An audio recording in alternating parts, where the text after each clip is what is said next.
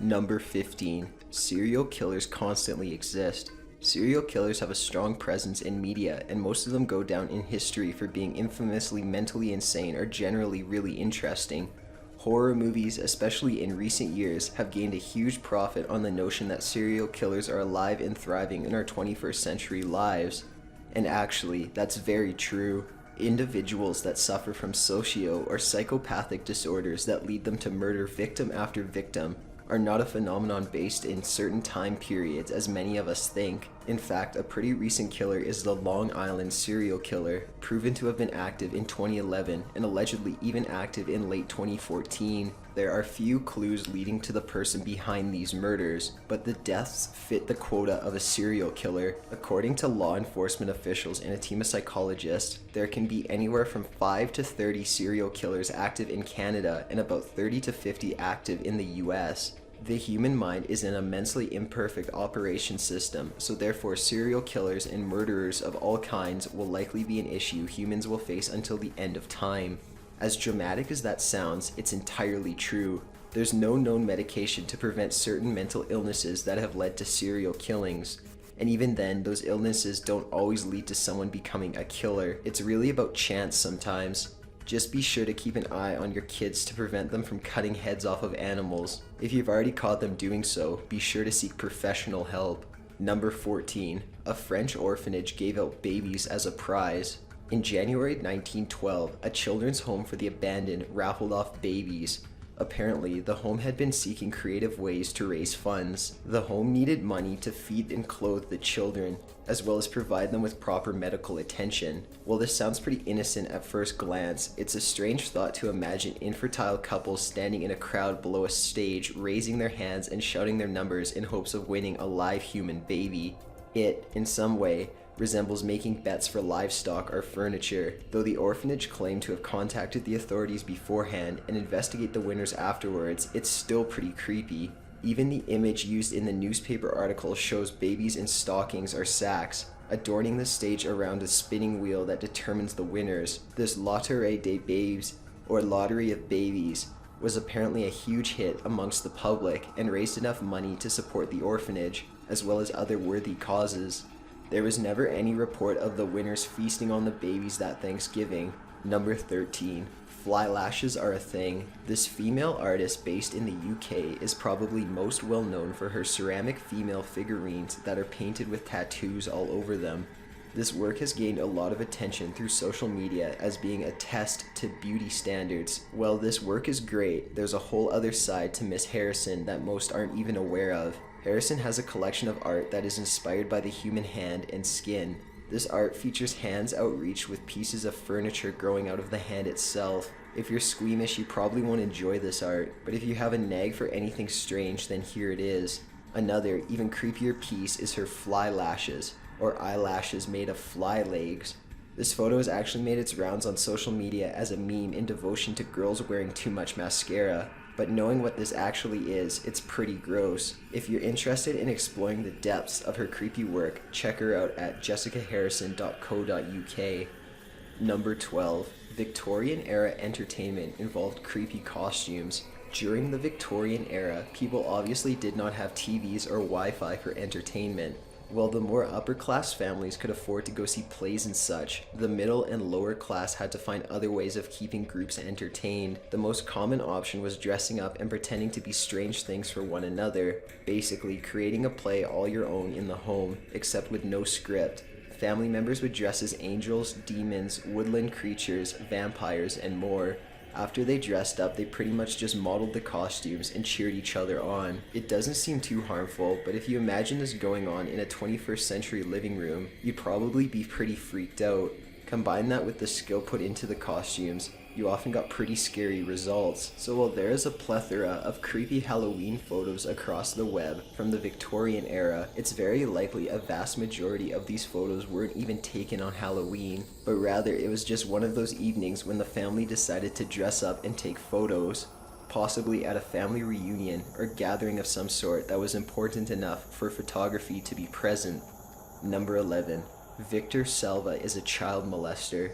If you're a horror fan, you know that all of the best horror movies are ones with some strange real-life backstory. Victor Salva, writer and director of Jeepers Creepers, is actually a convicted child molester. Years before, in 1989, during the filming of Victor Salva's first film, Clown House, he kept the youngest star, 12-year-old Nathan Forrest Winters, behind the set. He allegedly filmed sexual acts being forced upon Winters. When the young actor told his parents about the abuse, law enforcement took immediate action and stormed into Salva's home, where they found even more child porn. He was sentenced to 3 years in prison and served 15 months. When Jeepers Creepers released in 2001, it was a huge box office hit. While it seemed that many forgot of the charges Salva received, it's more likely that people took it as fuel to make the film even creepier. After all, the creeper in the film shares a lot of the same qualities of a child molester.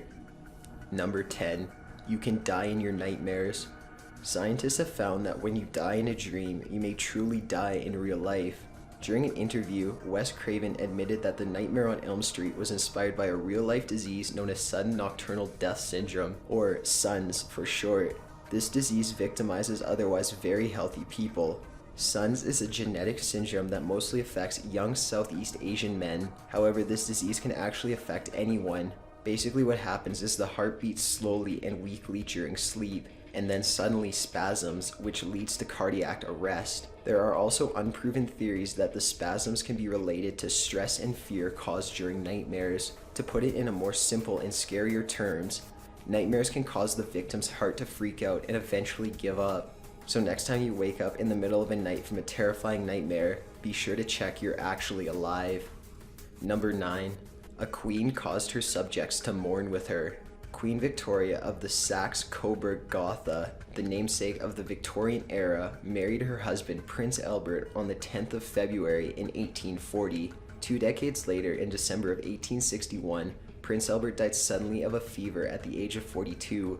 Victoria and Albert had 9 children together and were madly in love.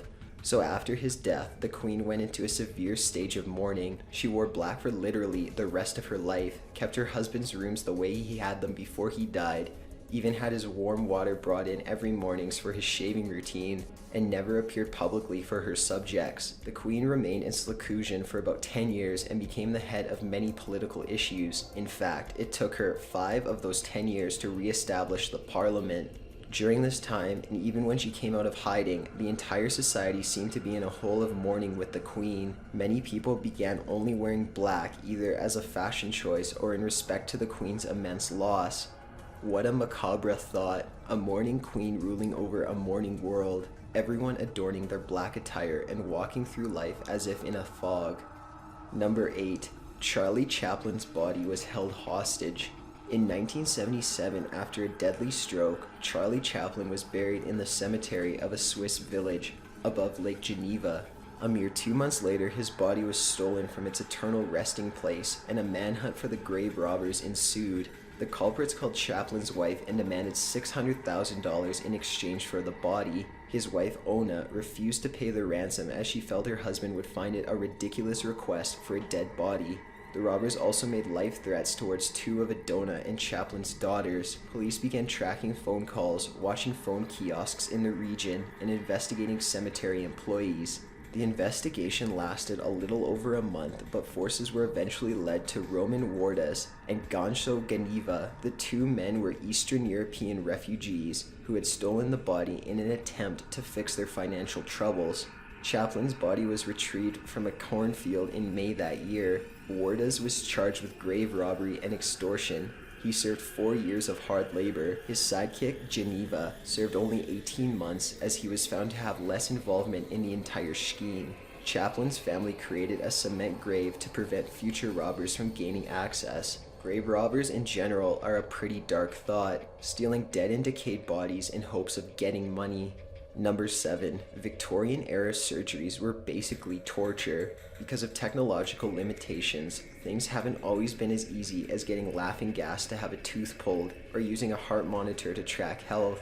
Before rises in technology, the simplest things ended up being fatal, and any type of surgery was usually cured with a shot of absinthe or strong pills. Victorian-era medical procedures have been infamous for being particularly horrifying. No matter the procedure, you would be hardly numbed and were usually kept fully conscious. There were special team members that would hold you down while a doctor worked very quickly, stabbing at you, cutting you open, and operating on your organs. In fact, if you had to have a limb amputated, you would be held down while the doctor cut through your skin. You were allowed about 2 seconds before a rusty garage saw was pulled out to grind through the bone. The entire operation would end in a minute or less. Some doctors were cleaner than others during the Victorian era, so sometimes after these agonizing procedures, you wouldn't even survive. You'd probably die of infection. There's no real explanation as to why Victorian era surgery was so brutal. Maybe doctors preferred having patients fully awake and sober in order to get a good reading of pain and health.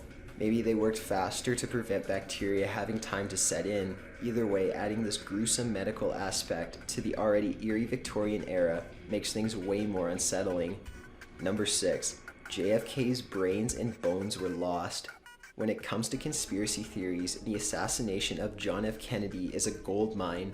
This only became truer when his brain and some bone fragments came up missing. After his death, the salvaged portion of his brain and some skull pieces were moved to the National Archives. 3 years after they arrived, they were found to have come up missing, meaning that they either never arrived at all, or they were stolen sometime during their stay. Many speculate that this was some government cover-up of evidence, as it is suspected his remains held evidence that he was not shot from the back as court records suggest, but rather from the front, which brings about a different theory. There's also a more logical yet still strange explanation that JFK's brothers stole these portions of the president to prevent anyone from finding out about his drug abuse or mental illnesses. Whatever the true story, the pieces are completely vanished, and it has been a great addition to the conspiracy theories, as if we weren't already racked enough with the strange thoughts surrounding the loss of the 35th president. Number 5. A young girl's body was exhumed because her town thought she was a vampire. The year was 1982, and a small family belonging to George and Mary suffered multiple deaths caused by tuberculosis infections. During this time period, tuberculosis was referred to as consumption, and it was a vastly spread, terrifying epidemic. This was also the time of the New England vampire panic, an irrational reaction and trend in response to the tuberculosis outbreak. The disease was apparently seen as a consequence of the deceased consuming the life of their surviving relatives. After nearly everyone in the Brown family had died of tuberculosis, many assumed this had to be caused by an undead influence. Another daughter and the mother of the family were exhumed and seemed to be in reasonable stages of decomposition. However, the other daughter, Mercy Brown, was relatively preserved, more so than she should have been, at least.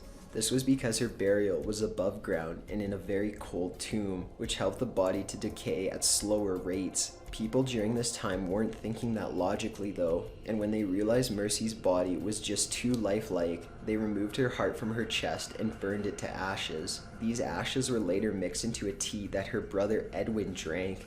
This concoction apparently did nothing to aid his illness, because he died 2 months later. Mercy was not the only dead body exhumed during the vampire panic. However, she is notably remembered for the heart ash tea. Number 4. You're hearing the laughter of the dead. In Hollywood, there's public archives of laugh tracks that studios can buy to use in their TV shows or movies. Oftentimes, these laugh tracks are 20 plus years old, or at the very least contain a few laugh tracks that old added to the newer ones. This means that most of the time when you hear a laugh track in TV or movies, you're hearing the laughter of the dead. Some people may actually find this fact pretty happy. After all, it is laughter, right? But getting right down to that, thinking of unknown people laughing when they've been dead for 15 years or more, just so a studio can save some money, is pretty disturbing. Now, not every laugh track contains laughter of the dead, but that kind of adds to the eeriness of it, because you never know. Number 3. Spiders melt their victims. Spiders do not have the ability to literally chew, as they don't have a set of teeth. Instead, they puke a digestive fluid on their victims, which breaks them down into a fluid. Then the spider uses its jaw or pinchers to grab and suck up the prey.